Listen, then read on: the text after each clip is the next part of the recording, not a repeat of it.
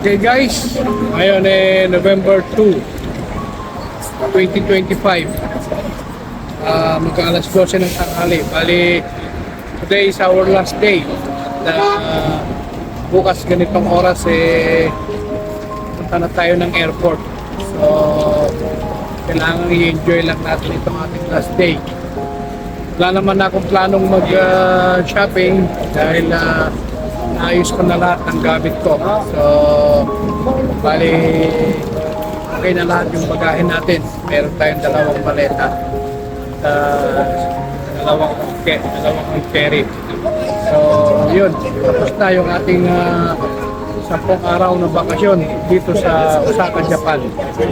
At gaya ng sabi ko, nag-enjoy naman ako sa 10 days. Hindi lang naman shopping yung ating ginawa, kundi kahit konting lugar meron din tayo narating.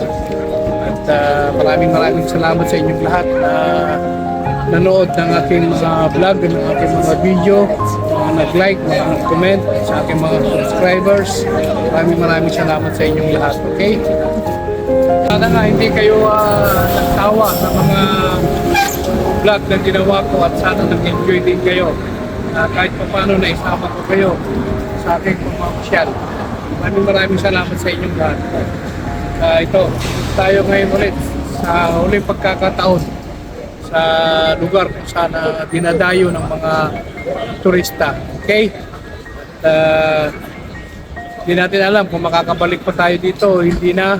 At least, nakarating tayo dito sa Osaka, Japan. At super enjoy naman.